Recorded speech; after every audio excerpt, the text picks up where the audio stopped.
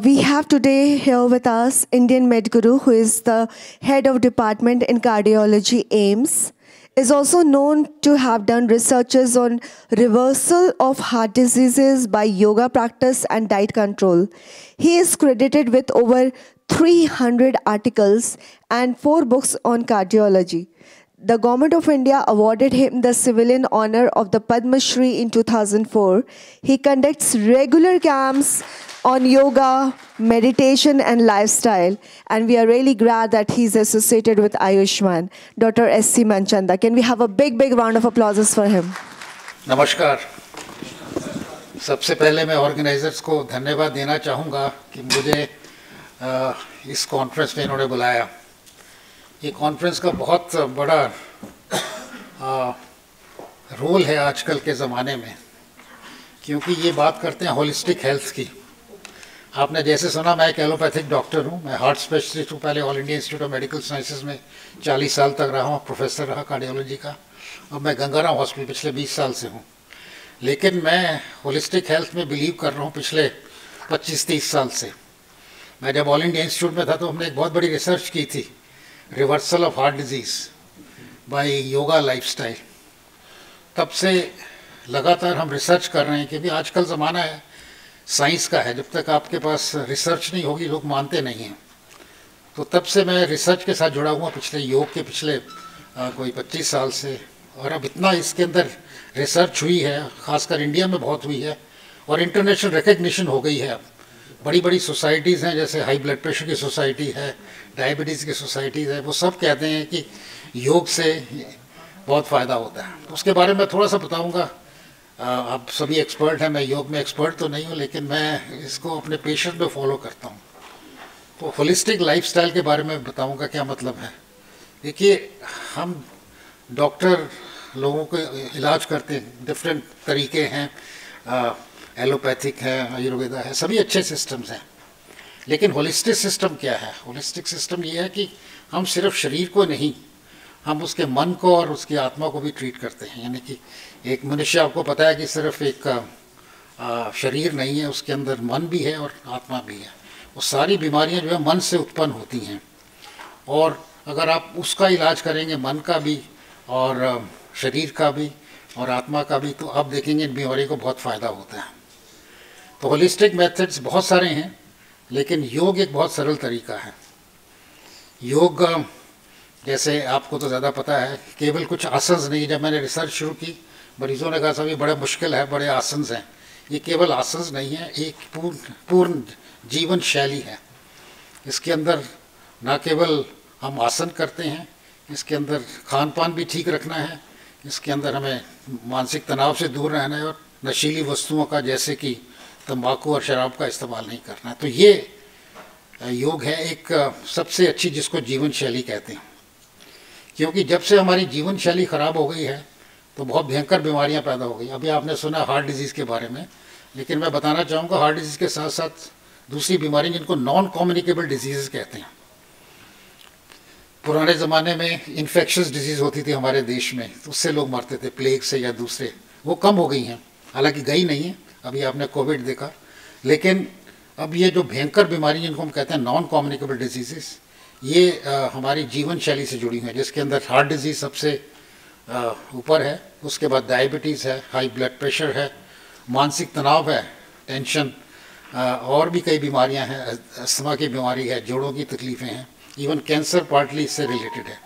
तो ये भयंकर बीमारियां हैं, जिससे अब ज़्यादातर 70% लोगों की मौत हमारे देश में सिर्फ इन बीमारियों से होती है।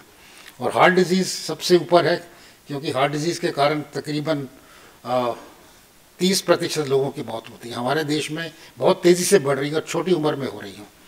और ये कैलकुलेट किया गया है कि एक साल में 25 लाख लोगों की मौत होती है। तो सबसे भयंकर बीमारी है, 1 मिनट में 5 लोगों की होती है। और इसी तरह आप डायबिटीज़ वगैरह मिला लें या ब्लड प्रेशर मिला लें, वो उनसे मिला के बहुत ज़्यादा बीमारियाँ, 60% लोग या 70% लोग, 60 से 70% हमारे देश में इन बीमारियों से इनकी मौत होती है। तो इन बीमारियों को कारण मैंने बताया, जैसे जीवन शैली हमारी ठीक नहीं है। अब जीवन शैली का क्या अर्थ है? जीवन शैली के 4 अंश हैं। हमारा खान पान, भोजन खराब हो गया है। दूसरा, शारीरिक व्यायाम कम हो गया है। तीसरा मानसिक तनाव बढ़ गया है, और चौथा हमने कुछ नशीली वस्तुओं का जैसे तंबाकू का, शराब का इस्तेमाल ज़्यादा कर दिया है। इनके कारण बीमारियां हो रही हैं, और बीमारी एक दिन में नहीं होती, बीमारी को 30-40 साल लगते हैं। जैसे हार्ट डिजीज़ के बारे में बात करूँगा, बाकी बीमारियां भी इससे जुड़ी हुई हैं, जैसे मैंने बताया शुगर की बीमारी, हाई ब्लड प्रेशर की, और भी सब इसके साथ जुड़ी हुई हैं, और तनाव के साथ जुड़ी हुई हैं।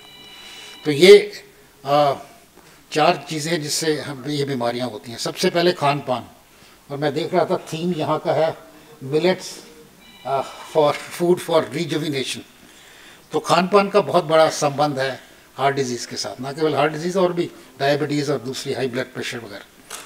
तब कौन सा भोजन है जो हमें ये हार्ट डिजीज़ करता है? हमारे पास डाइटिशियंस हैं जो आपको डिटेल में बताएंगे, लेकिन एज ए ले पर्सन मैं बताना चाहूँगा कि ये जो रिफाइंड फूड्स आए हैं, इनकी ये सबसे मुख्य कारण है।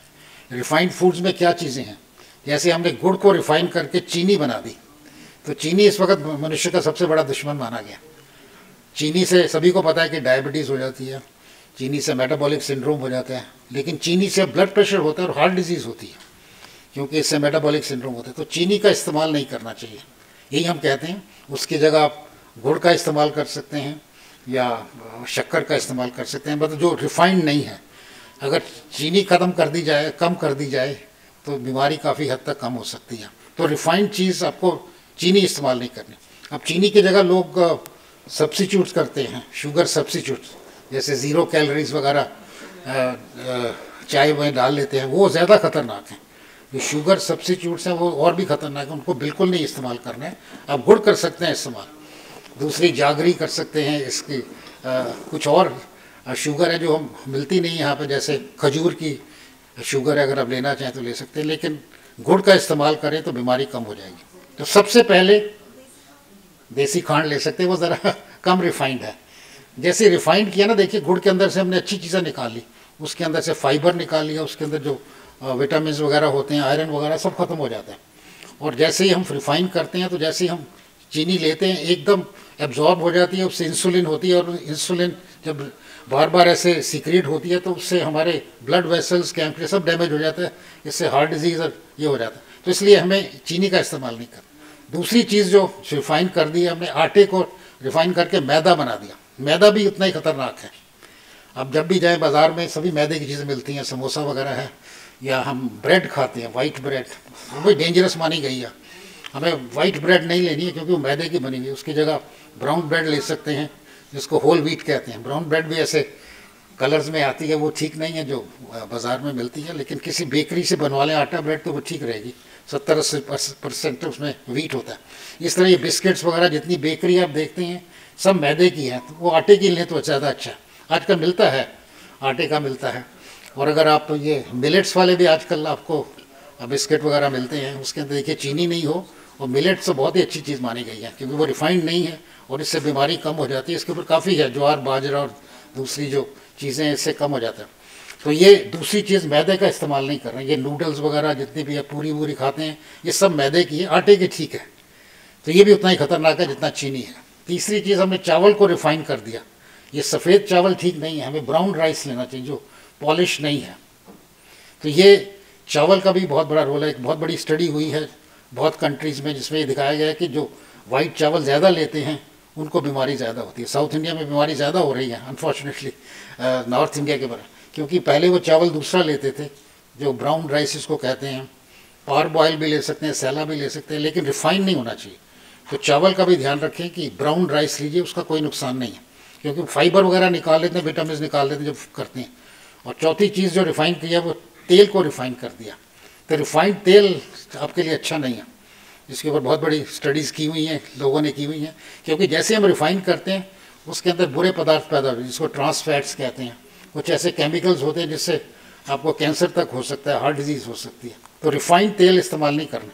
रिफाइंड वर्ड तो बहुत अच्छा लगता है कि प्योर कर दिया, लेकिन हम साइंटिफिकली कहते हैं उसको स्पॉइल कर दिया हमने। तो कोई भी रिफाइंड चीज़ उसको कहीं एक ख़राब चीज़ है हम उसको नहीं खाएंगे।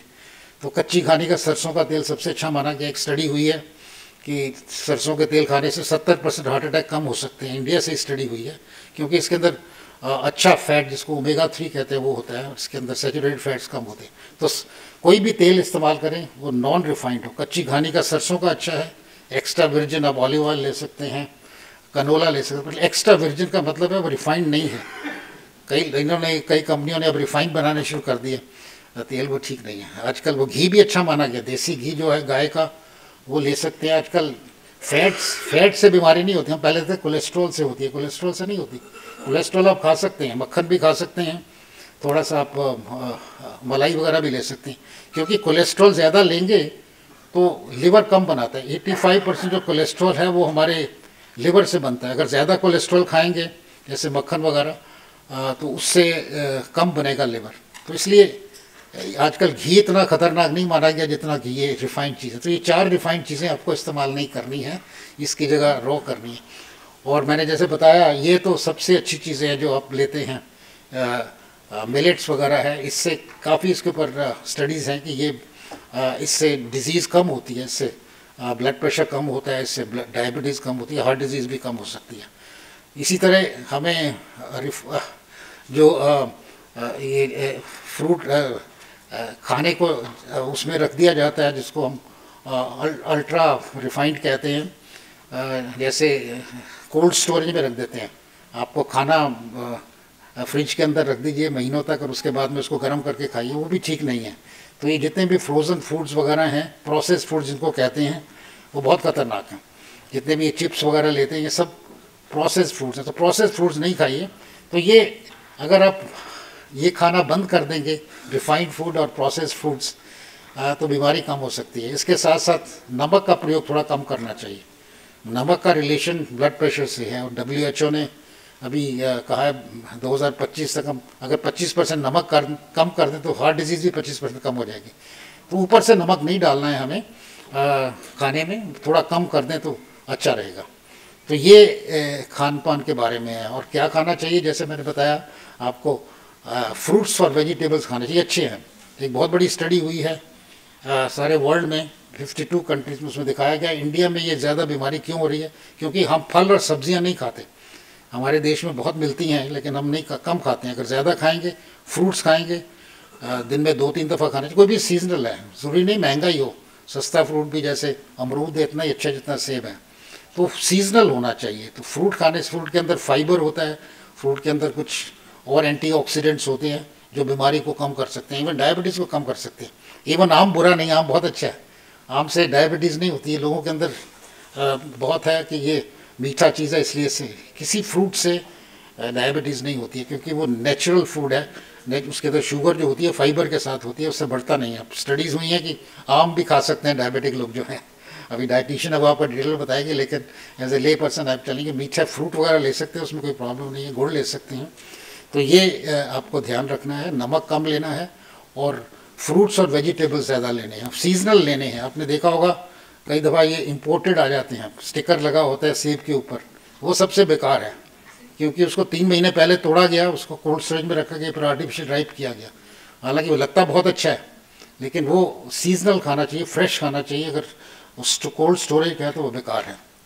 तो ये फल और ये लीजिए, नट्स भी अच्छे हैं, बादाम, अखरोट, इवन काजू अच्छा है। अब लोग काजू से डरते हैं कि इसके अंदर कोलेस्ट्रॉल 0 होता है उसके अंदर, तो काजू के ऊपर भी स्टडीज़ हैं कि ये भी अच्छा है हमारे लिए। बादाम, अखरोट तो बहुत ही अच्छे हैं, मूंगफली भी उतना ही अच्छा है। तो ये नट्स आपके लिए अच्छे हैं। ये इसके ऊपर भी काफ़ी स्टडीज़ में, जैसे डायबिटीज़, हार्ट डिजीज़ वगैरह कम होती हैं। और हमें बाज़ार का खाना नहीं खाना है क्योंकि बाज़ार के अंदर जो मिलती हैं चीज़ें वो ज़्यादातर रिफाइंड होती है और तेल बहुत ख़राब यूज़ करते हैं। एक ही तेल सबसे ख़राब है हमारे लिए और वो है ट्रांस फैट्स, जिसको वनस्पति कहते हैं। ये वनस्पति घी का इस्तेमाल होता है ज़्यादातर। आप देखेंगे जो रेस्टोरेंट्स हैं, इवन बड़े बड़े जो स्टोर्स हैं जो फॉरेन हैं, जैसे कंपनीज हैं मैकडोनल्ड, पिज़्ज़ा, वो भी कई दफ़ा ये यूज़ करते हैं जिसको हम ट्रांस फैट्स कहते हैं।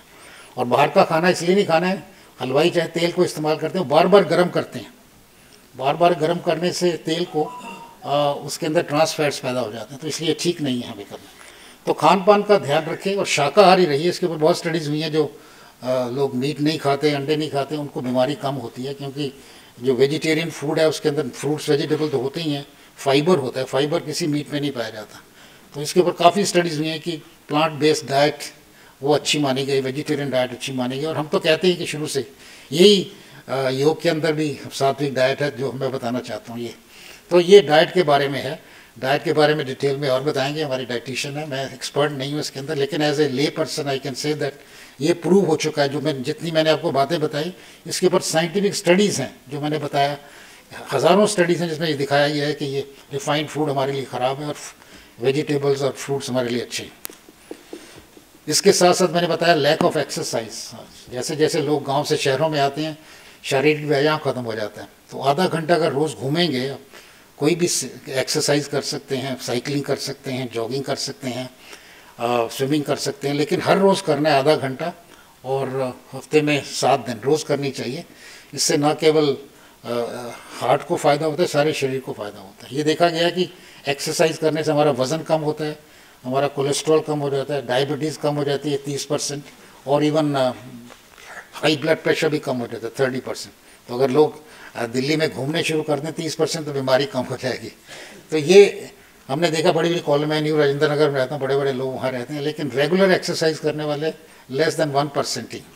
तो इसलिए एक्सरसाइज करनी बहुत ज़रूरी है, क्योंकि फिज़िकल एक्सरसाइज इंपॉर्टेंट है। तीसरी चीज़ मैंने बताया कि नशीली वस्तुओं का प्रयोग नहीं करना। सभी को पता है कि तंबाकू हमारे लिए बहुत ख़तरनाक है, सभी को पता है, लेकिन ये पता है कि तंबाकू से हमें कैंसर होता है, लेकिन लोगों को ये पता नहीं है इससे हार्ट डिजीज़ होती है।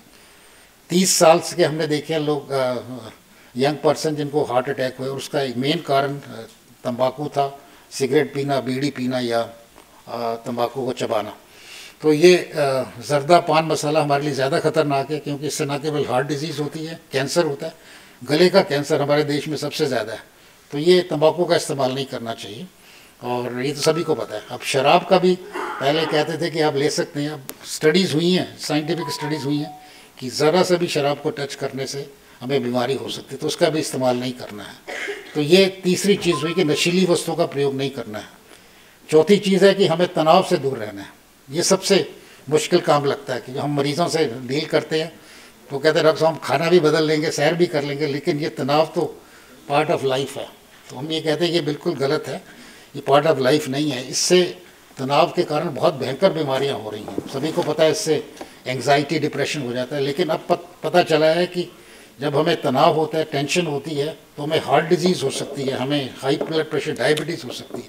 क्यों ऐसे होता है? जब तनाव होता है तो हमारे ब्रेन के अंदर ऐसे केमिकल्स पैदा होते हैं जो हमारे शरीर को डैमेज कर सकते हैं, ब्लड वेसल्स को डैमेज कर सकते हैं। और आपने सुना होगा तनाव के कारण ब्लड प्रेशर कितना बढ़ जाता है। तनाव के कारण मैंने एज ए हार्ट स्पेशलिस्ट देखा, लोगों की सडन डेथ हो गई। कोई उन्होंने खबर सुनी जो बहुत ख़राब है, उसको सुनते ही उनका हार्ट फेल हो गया, क्योंकि तनाव के कारण कुछ ऐसी चीज़ें निकलती है, कैटेकोलामीन्स कहते हैं, जिससे हार्ट इरेगुलर हो सकता है, कार्डियक अरेस्ट हो सकता है। तो तनाव को दूर करना बहुत ज़रूरी है, और उसके लिए सबसे अच्छा तरीका योग का है। तभी हमारे प्रधानमंत्री जी ने 7 साल पहले इंटरनेशनल डे ऑफ योगा कहा। अब सारी दुनिया मानती है इसके, और दूसरा मानने का कारण ये, इसके ऊपर रिसर्च इतनी हुई है, कम से कम 10,000 पेपर्स हैं, उसमें से हमने भी काफ़ी कंट्रीब्यूट किए हैं, जिसमें ये दिखाया गया है कि ये सबसे अच्छा तरीका है तनाव को दूर करने के लिए। तो ये टेंशन जो है ये हमारे लिए बहुत ख़राब है, इससे बहुत भयंकर बीमारियां हो जाती हैं। सिर दर्द आपको सभी को होता होगा, सिर दर्द का कारण कोई ब्लड प्रेशर नहीं है, ब्लड प्रेशर से सिर दर्द यूजुअली नहीं होता, यूजुअली इसका कारण तनाव है। और एक बहुत बड़ी स्टडी अभी ऑल इंडिया इंस्टीट्यूट में हुई है, आधे सिर का दर्द जिसको माइग्रेन कहते हैं, वो भी ठीक हो सकता है योग के द्वारा, अगर आप इसको करेंगे। आपको पता है तनाव के कारण ब्लड प्रेशर हो जाता है, डायबिटीज़ हो जाती है, ये काफ़ी प्रूव हो चुका है, इसके ऊपर बहुत स्टडीज़ हैं। हार्ट डिजीज़ हो जाती है, जिसके कारण जोड़ों की तकलीफ़ें हो सकती हैं, इसके कारण हमें दमा तक हो सकता है, वर्सनिंग ऑफ ब्रोंकियल अस्थमा हो सकता है, इसके कारण पेट की तकलीफ़ें, इरिटेबल बाउल, अल्सरेटिव कोलाइटिस, ये सभी रिलेटेड हैं स्ट्रेस के साथ। तो इसलिए स्ट्रेस को हमें दूर करना है, और उसका सबसे अच्छा तरीका यही है। यही हम कहते हैं कि दुनिया में कोई तनाव नहीं है, हम पैदा करते हैं। दुनिया में कभी अच्छी चीज़ या बुरी चीज़ हो रही है, लाइफ हम ये कहते हैं योगा में कि स्ट्रेट लाइन नहीं है, कभी तो उसमें अच्छी बात होगी, कभी बुरी बात होगी, ये नॉर्मल है। दुनिया को नहीं आप बदल सकते, अपने को बदलिए, उसका असर नहीं हो, वही योग है असली। तो हमने अपने मरीज़ों से यही सीखा कि जो लोग योग करते हैं, यानी कि उनको बाहर की चीज़ों का फ़र्क नहीं पड़ता, कोई अच्छी बात करता है, बुरी बात करता है, वो नॉर्मल है, तो उससे तनाव कम होता है और बीमारी काफ़ी हद तक ठीक हो सकती है। तो ये 4 कारण हैं जिसके कारण ये भयंकर बीमारियां पैदा हो रही हैं। बचपन से अगर इनका ध्यान रखें कि बीमारी हो ही नहीं सकती, तो इसीलिए हम कहते हैं हार्ट डिजीज़ जो पैदा होती है वो 10 साल की उम्र से शुरू हो जाती है, पर धीरे धीरे बढ़ती रहती है। जो हमारी आर्टरीज़ हैं, कॉर्नरी आर्टरीज़ जो ब्लड सप्लाई करती हैं हार्ट को, वो 10 साल की उम्र से उसमें कोलेस्ट्रॉल जैसा पदार्थ जमना, जिसको एथेरोस्क्लेरोसिस कहते हैं, धीरे धीरे बढ़ता रहता है। 40-50 के बाद जब 100% ब्लॉक हो, हार्ट अटैक हो सकता है या एंजाइना हो सकता है। लेकिन इनका कारण ये चारों चीज़ें ही हैं। अगर चारों चीज़ों को बचपन से ध्यान रखेंगे तो बीमारी बिल्कुल बच सकते हैं। तो अब ये योग का क्या अर्थ है? योग मैंने बताया एक जीवन शैली है। ये हम जो लाइफस्टाइल कहते हैं सबसे बेहतर जीवन शैली है। इसके कारण हम खान पान का ध्यान रखते हैं। सात्विक भोजन आपको पता ही है, जैसे मैंने बताया तकरीबन वही है। इसमें शारीरिक व्यायाम है, आसन करने से भी इट लाइक माइल्ड एक्सरसाइज है। अगर हम ज़्यादा करेंगे आसन तो ये एक्सरसाइज के बराबर हो गया। इसके कारण तनाव कम हो जाता है। इसके ऊपर बहुत स्टडीज़ हैं, कम से कम 100 से ज़्यादा PhD थीसिस भी लिखे गए हैं कि मानसिक तनाव को कम करने के लिए ये सबसे अच्छा तरीका है। और चौथा है, अगर किसी को नशे की शिकायत है, जैसे सिगरेट पीता है, ड्रग्स लेता है, तो उसको भी ठीक कर सकते हैं। इसके ऊपर भी काफ़ी स्टडीज़ हैं। डी एडिक्शन के लिए और स्मोकिंग सेशन के लिए बहुत ही अच्छा है। तो योग एक होलिस्टिक मेथड है जिससे हम जीवन शैली बदल सकते हैं। दूसरे जीवन शैली से फ़र्क यही है कि इसके अंदर तनाव को भी हम कम कर सकते हैं। और कोई जीवन शैली ऐसी नहीं जिसके अंदर हम तनाव को कम कर सकें। तो ये एक जीवन शैली है और इसके ऊपर रिसर्च हुई है, मैं बताना चाहूँगा आपको। और रिसर्च इतनी हुई है, हार्ट डिजीज़ के बारे में थोड़ा सा बताऊँगा, थोड़ा डायबिटीज़, जस्ट 2-2 मिनट के लिए। आपको पता ही है कि हार्ट डिजीज़ होने से पहले कुछ कारण होती हैं, जैसे किसी को हाई ब्लड प्रेशर है, डायबिटीज़ है, किसी को मानसिक तनाव है या ब्लड प्रेशर है। तो ये सब जो तकलीफ़ें हैं इनके कारण होती है। अभी इसके ऊपर रिसर्च हुई है कि हाई ब्लड प्रेशर जो मुख्य कारण है हार्ट अटैक का, वो इससे ठीक हो सकता है। इसके ऊपर कम से कम 100 स्टडीज़ हमने भी की हैं कि इससे ब्लड प्रेशर कम हो सकता है। और अगर ब्लड प्रेशर 160-100 से कम है तो आप इसको बगैर दवाई के ठीक कर सकते हैं। जब हम कहते हैं योग का मतलब सिर्फ आसन नहीं है। योग का मतलब है खान पान भी ठीक रखना है, तनाव भी दूर रखना है और शारीरिक व्यायाम भी करना है। तो इसके ब्लड प्रेशर को आप ठीक कर सकते हैं 160 पे। हमने हज़ारों की हैं और इसके ऊपर हज़ारों पब्लिकेशंस हैं। और इसका असर यही है कि जो बड़ी बड़ी इंटरनेशनल सोसाइटी ऑफ हाइपरटेंशन है, सारी दुनिया में जो गाइडलाइंस देती है, उन्होंने भी कहा है कि योग और ध्यान से ब्लड प्रेशर कम हो सकता है। अभी इसी साल यूरोपियन सोसाइटी ऑफ कार्डियोलॉजी और सारे यूरोप के जितने देश हैं, ये भी इंटरनेशनल गाइडलाइन, उन्होंने भी यही कहा है कि योग और इससे तो ब्लड प्रेशर इससे ठीक हो सकता है। तो ब्लड प्रेशर अगर ठीक हुआ तो हार्ट डिजीज़ कम हो गई। दूसरा मैंने बताया इसके कारण डायबिटीज़ हो जाए। डायबिटीज़ के अंदर भी काफ़ी स्टडीज़ हैं। एक बहुत बड़ी स्टडी हुई है बेंगलोर से, सबसे बड़ी स्टडी है, 30 सेंटर में हुई थी, जिसमें जिन लोगों को डायबिटीज़ को प्री डायबिटीज़ कहते हैं उनको योग कराया गया और उनको डायबिटीज़ होने के चांसेस कम से कम 50% कम हो गए। तो ये स्टडी जो बेंगलोर से हुई है, बहुत बड़ी स्टडी है, डॉक्टर नागेंद्र ने की है और इसको अमेरिका में सबसे गोल्ड मेडल मिला है। इतनी अच्छी स्टडी, इतनी सबसे बड़ी स्टडी है।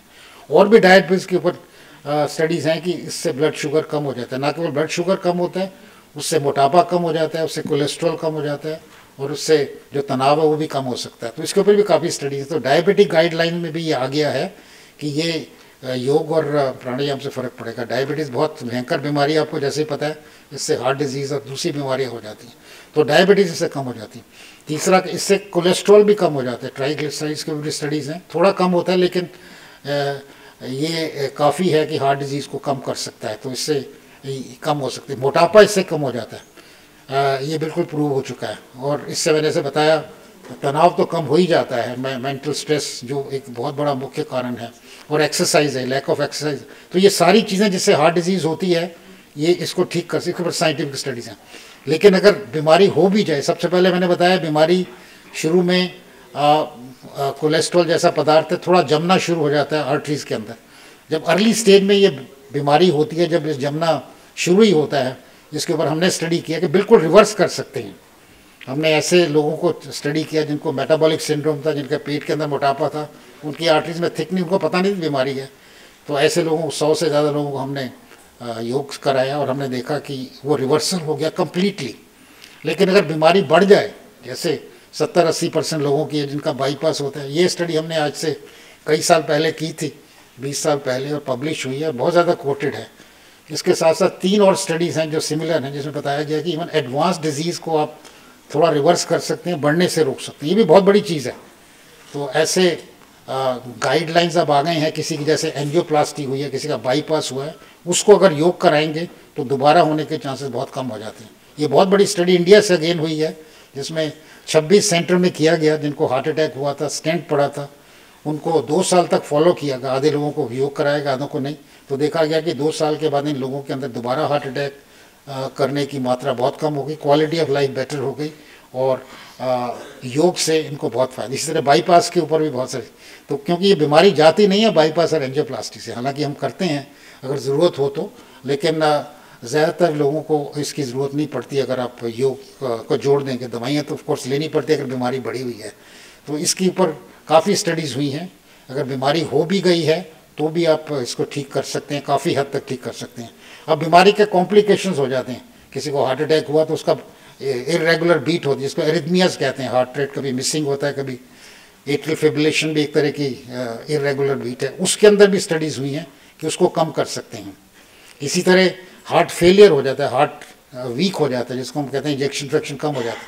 अगर हार्ट फेलियर है, उसके ऊपर स्टडीज़ हमने अभी की है, गंगाराम हॉस्पिटल से पब्लिश हुई है इंटरनेशनल जर्नल में। वो भी हार्ट फेलियर है वो भी काफ़ी हद तक इम्प्रूव हो सकता है।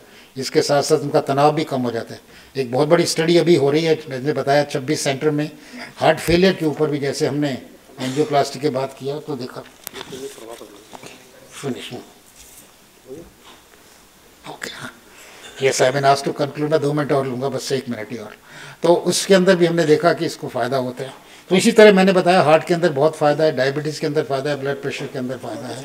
लेकिन योग का लक्ष्य केवल आपको बीमारी से दूर रखना नहीं है, आपको एक ऐसा जीवन जीने का तरीका सिखाना है ताकि आप हमेशा तनाव मुक्त रह सकें, स्वस्थ रह सकें और खुश रह सकें। और यही योग का लक्ष्य। अगर बीमारी नहीं है तो करना है आपको, बीमारी नहीं होगी, अगर हो भी गई अर्ली स्टेज में रिवर्स हो जाएगी, एडवांस स्टेज में करेंगे तो बीमारी बढ़ने से रुक जाएगी और काफ़ी हद तक रिवर्स हो सकती है। धन्यवाद। मैं thank you so much sir. Sir एक क्वेश्चन है, will have only one single question. Sir ऐसा सुनने में आता है कि कोविड के बाद किसी को कोविड हुआ है नहीं हुआ है, उसको हर किसी को हार्ट की प्रॉब्लम हो रही है, क्या ये सच है? देखिए, आपने बताया कोविड भी देखिए उन लोगों में होता है जिनकी इम्यूनिटी कम है। कोविड के ऊपर स्टडीज़ हुई है, योगा के ऊपर कम से कम 50 स्टडीज़ हैं। जो लोग योग करते हैं उनको कोविड कम हुआ है पहले कि इम्यूनिटी बढ़ जाती है। लेकिन आपने ठीक कहा कि जिन लोगों को कोविड होता है उससे सारी बॉडी में इन्फ्लेमेशन हो जाता है, उसके अंदर हार्ट अटैक की मात्रा बढ़ जाती है। ऐसा नहीं कि सबको होता है, ज़्यादातर लोगों को, कुछ लोगों को हो सकता है। उसके अंदर 2 तरह की तकलीफें, एक तो मायोकार्डाइटिस जिसको कहते हैं हार्ट के अंदर इन्फ्लेमेशन है तो हार्ट फेलियर हो सकता है, हार्ट कमज़ोर हो सकता है। दूसरा, इनके अंदर क्लॉट भी बन जाता है, लेकिन वो किसी किसी में होता है, 100 में से 1 को होता है, सबको नहीं होता है। ये नहीं कहेंगे कि आपको कोविड है तो 99% लोग ठीक हो जाते हैं कोविड से। लेकिन जिनकी रेजिस्टेंस ठीक नहीं है, एल्डरली हैं बहुत, जिनको बीमारियां हैं दूसरी, उनको होने के चांसेस ज़्यादा हैं। तो इसीलिए हमने ये कहा है कि योग का अगर करेंगे जिनको कोविड हुआ है तो ये बीमारियाँ कम हो जाएंगी। इसके ऊपर काफ़ी प्रूफ है। डॉक्टर साहब, एक सवाल जो मुझे पूछना है, मुझे ये पूछना है कि जैसे हमारे एनुअल चेकअप्स होते हैं तो एनुअल चेकअप्स में वो बताते हैं, एक डॉक्टर ने बताया कि आप टीएमटी क्यों करवाते हैं, as a preventive checkup TMT नहीं करवाना चाहिए। तो इसमें मैं आपकी राय जानना चाहूँगा। हाँ, बिल्कुल ठीक कहा है। अमेरिका में तो कहते हैं बिल्कुल नहीं कराना चाहिए, लेकिन देखिए आधा प्रिवेंटिव चेकअप तो आपका खुद ही हो जाता है। 90% मैं कहूँगा, नॉट इवन आधा। क्योंकि अगर आप देखिए सैर करते हैं रोज़, अगर आप खाना आपका ठीक है, अगर तनाव नहीं है, अगर सिगरेट नहीं पीते, ये तो हो गया 90% हेल्थ चेकअप यही है आपका। बाकी जो टेस्ट करते हैं, कई लोगों को जैसे डायबिटीज़ है, कईयों को हाई कोलेस्ट्रॉल, पता नहीं चलता है।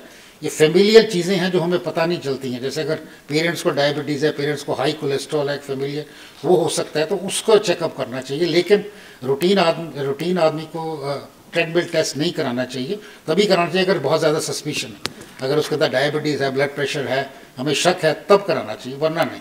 You are right.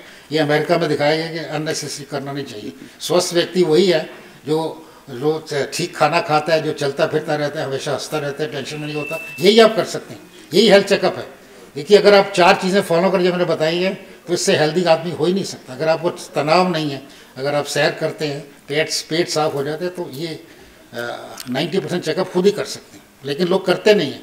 हमने देखा, जितने मैंने हेल्थ चेकअप मैं करता था गंगाराम में, 99% लोगों को तनाव है, टेंशन है। वो कहते हैं कि हम इसको नहीं ठीक कर सकते, उसका ठीक करिए, योग से कर सकते। Thank you sir. एक बार हाई कोलेस्ट्रॉल की दवाइयाँ शुरू हो जाती हैं, तो क्या उसको कम कर सकते हैं, छोड़ सकते हैं? हाई कोलेस्ट्रॉल की दवाइयाँ बहुत यूज़फुल हैं, स्टैटिन से। एक बार आपको बीमारी हो गई, हार्ट अटैक हो, फिर तो लेनी पड़ेगी, क्योंकि इससे देखा गया है कि 40% डेथ कम हो जाती है स्टैटिन जो है।